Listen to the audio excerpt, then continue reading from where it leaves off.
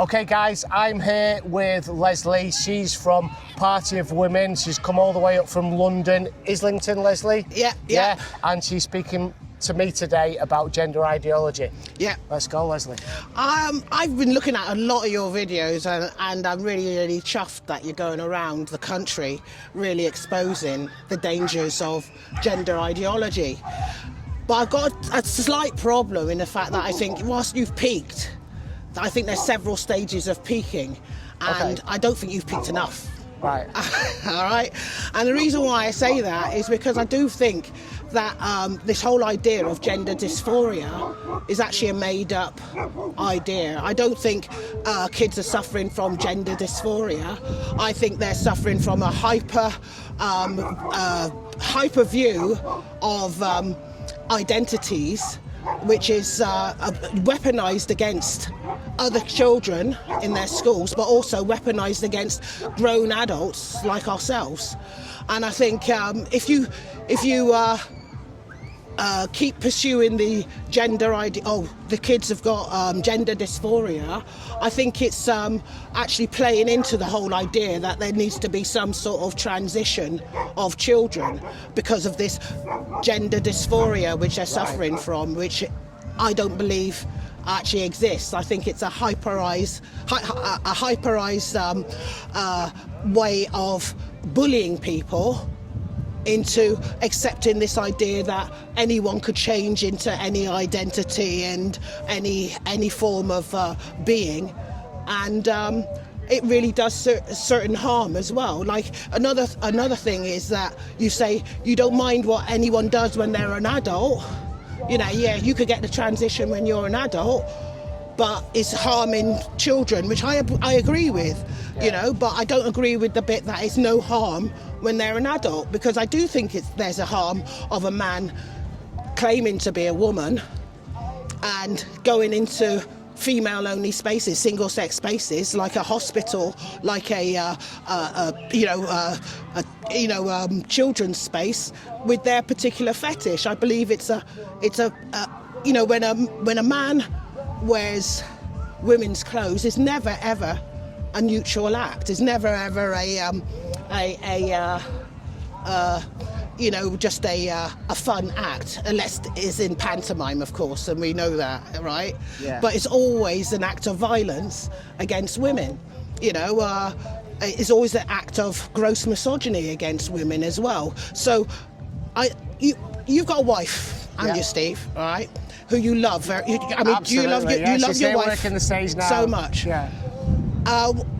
Unfortunately, what if she was to become ill, go into the hospital, all right, and she's in a bed in hospital, and there's a grown man next to her, but for the sake of him having a bit of lipstick on, which you're told, actually, whenever you go into hospital, you're told to, as a woman, you're told to take off any makeup, you know, take off your, you know, if you've got nail varnish on, get nail varnish remover, get rid of that as well, all right, but for the sake of this argument as well, your wife's in hospital, there's a bloke right next to her in the same bed calling himself a woman, and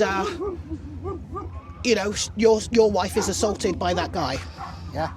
Yeah, right, I absolutely agree. What I say about people transitioning, if they want to transition, if you're an adult and you want to do that, go ahead and do that and have a happy life, as long as you doing that does not adversely affect anybody else or society. Yeah. So I would agree. Yeah. That guy dressing up as a woman and then wanting to go into a female space, I'm because it's actually against happened. that. Yeah. It's actually happened. Yeah. Baroness Nicholson is actually taking up one such case where a female patient was in bed during COVID-19. This was during the pandemic. The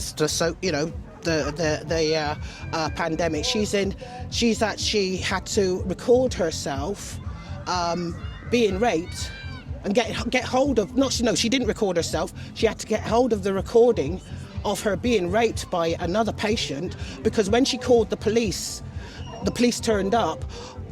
All the medical staff, the nurses through to the doctors and so on, said there's no man on this ward, there's only women on this ward. So the police went away. The woman, when she got out, she had to literally call up call up the police to get any video evidence, and she had to watch herself being raped by this other patient in order to secure a conviction against him. She got raped in hospital? In hospital. Right. In hospital. Is this case going to court? Has it been to court?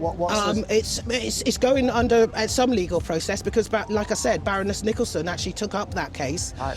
And yes, she is going all the way with it because of what she had to do. But I'm saying this is a practical situation. A fully grown man, majority of them are intact men. They will invade women's spaces. And even of the ones who are saying, "Oh no, I won't do that," and so on, they're men. I'm not gonna do the not all men business on this. They're men. They know the behaviour of other men, and so on. So it isn't a case of, oh, when you're grown up, you could do whatever you like with your body, which is what you say. Which is, yeah, you could get as many tattoos as you want or whatever, and so on, right? But as soon as they're, put in a position of just wearing makeup, it seems to be that, say for instance, Debbie Hayton, who's a school teacher, who is a autogynephile as well. So Debbie Hayton's a man? Debbie Hayton's a man. Right. Identifying as a woman? Yeah, identifying as a woman. I don't know this, I'll look this up. Who works in school. Yeah. All right. He would think nothing of it, of the school kids calling him Miss. Yeah. No, I think that's an act of violence in itself. They're calling a grown man Miss. Yeah. Do you know what, Lesley? We are massively on the same side and the same team. What specifically is it that I've said that you disagree with? I think that the whole idea of when you're an adult, you could do whatever you like with your body. Okay, that's what I disagree with, because I think, yes, you could do whatever you like with your body, but still that has to be, you're still a man. I don't want kids saying to teachers, male teachers, just because they're wearing a bit of lipstick or wearing magnificently high heels into school, or looking like a fetishized version of a woman, they're getting off on a sexual idea of themselves as a woman. Yeah, autogynephilia, and going into schools and actually compelling, particularly young girls, to call them with to refer to them with female pronouns. Yeah. I mean, yeah, we're absolutely on the same team. You might have misunderstood what I said. Yeah. I'll repeat it again. You do what you want as an adult, as long as it doesn't adversely affect anybody else. Yeah. Now, there's quite a few. I mean, this is a multi-layered issue. You've talked about the autogynephiles, right? There is. Right. Let's go back to the start. This is a new phenomenon, right? And people will say, "Oh no, it's always happened." Yes, there's always been people that have suffered from what used to be called gender identity disorder, right? The trans rights activists lobbied to change it from disorder to dysphoria, right? Yep. Because it doesn't sound like there's anything wrong with you. It sounds like you're a little bit confused. Yeah. That was always historically predominantly young boys, right? And they used to. That's okay. Yeah, young boys used to like to play with dolls, wear dresses. We had a guy like that at school. Yep. Just come this way a little bit so I don't lose you off the camera. Sorry. Right? Predominant left through the natural course, they'll probably grow up to be gay, just like my friend David did from school. Yeah. Yeah, and he's living a happy life now. Yeah. So that's one aspect. What's happening now since 2025 particularly? There's been a new phenomenon of rapid onset gender dysphoria. You see, yeah. Right? And that is predominantly young females going through puberty, unhappy with their bodies. Perhaps they've suffered other forms of trauma and distress, and they're going online, TikTok, Tumblr, YouTube, Snapchat, all the different social medias, looking at these influences and they're being led down this pathway. You know that. The medical pathway. This medical pathway, definitely. and they're looking at these influences and they're suffering whatever trauma they're suffering, or they just want to be noticed, you know? And so this is the new phenomenon since 2015, since Bruce and the gender Jenner. Dysphoria, I just think it just shouldn't be hyped up. It shouldn't be hyped up in any way. It's still a disorder. And I say, for instance, I think it's self-harm. It's self-harm exactly in the same way as, say, in the black community, particularly in areas like Nigeria and in the Caribbean, there was this idea of bleaching your skin to look more white. Wow. Okay, Queen Ifrica, a Jamaican reggae artist, actually did a song about it, which is called "Nah Bleach." We're not going to bleach our bodies. We're perfect as we are. And I could only compare this whole idea of gender dysphoria or gender disfigurement, which is what they, you know, or bodily self-harm, to that kind of self-harm, to bleaching of the skin, to look more white, to look paler, you know, that to be dark black, or to be when I say dark black, dark brown, as it is, and so on, right, is to be looked down upon in society, you know, in particular cultures as well. And the song which Queen Ifrica did was a pushback against all of that. Be proud of your body, be proud of your skin, understand that not everyone is light skinned, not everyone is you're gonna be light-skinned, and I think it's the same with gender dysphoria. You know, not every woman fits into this idea of this is how you be a woman. You know, a lot of young girls are, you know, you think about the images which we have to see as young girls, particularly now in this sort of rampant commercialized society. You know, it's actually horrible. You see images of skinny women on the tube adverts and so on. As you're going through the street, walking down the street, you see an image of a woman which you could never ever possibly be. You think as a young girl, you could never ever possibly be that. You know, and so you're dealing with the same thing. Bodily harm comes from how you see yourself in this world as well. Yeah, so it's like, would you agree with me on this? There's some kind of agenda to capitalise on people's insecurities about who they are. Oh yeah, it's a blatantly capitalist commercial adventure to try and capitalise on children's bodies. It's also a medical agenda, you know, a pharmaceutical agenda. You could sell more drugs to children if you give them this whole idea that there's such a thing called gender dysphoria. You know, that's pushing more drugs to kids. Oh, gender dysphoria. Oh, that will get out a few more castration drugs to kids. I'll give you some stats on that if you want. All right. From what I can remember. So, if somebody in the United States, if somebody wants to go through the transition process surgically, there's this euphemism of top surgery and bottom surgery, and people need to look into what that is. It's basically a double mastectomy for young girls. It's a vaginal plasty for young boys. They get castrated. You know, they invert the penis and create literally a hole. For women, they take a patch of flesh off their arm or off the leg and create a fake penis. It's about $100,000 to go through that. But then there's also the cross-sex hormones and the puberty blockers. And every single transgender person is worth approximately $1.5 million to the pharmaceutical industry. Easily.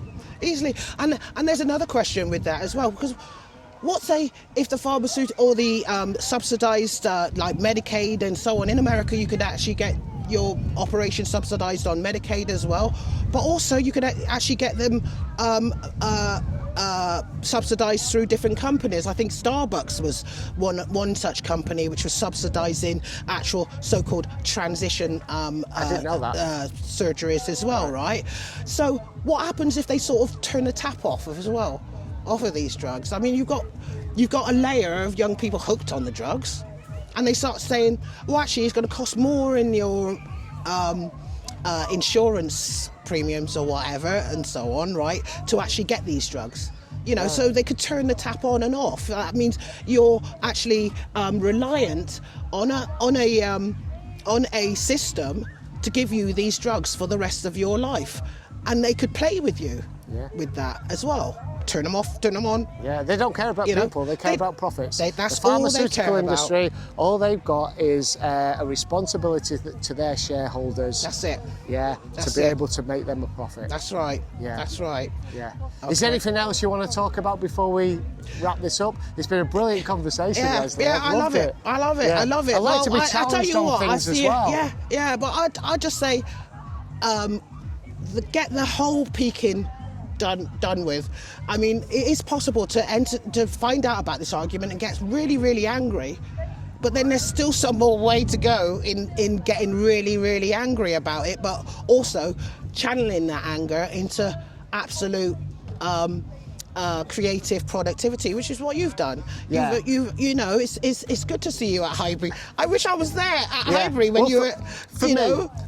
I'm here on this channel to have conversations with people. Yeah. What's happened is this gender ideology has flown in under the radar of the general public. Oh, yeah. And then it's got its claws in. Yep.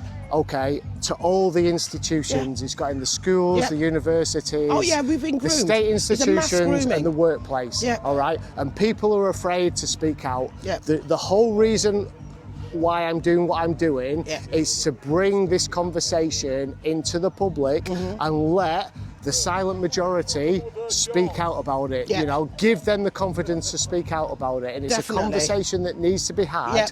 You know, without fear Yep. of being cancelled or losing your job. Yeah, yes, definitely, and not only losing your job, it's the social isolation, Losing your friends. which detransitioners actually get. Just completely lose a whole friendship network. Why? Well, because I what don't want to happens- do this medical thing anymore. Yeah, you know? here's the thing. What these confused, predominantly young girls suffering rapid onset gender dysphoria have is they get love bombed online. They get love bombed. Come and join this whole community. Yeah. And then when a few years down the line they think, well, maybe this isn't me. This isn't who I am. Yep. What the latest thing that they're saying to these people that are transitioning is they have this banner called "Death Before Detransition." Death before detransition. Yeah, again, how evil is that? It is incredibly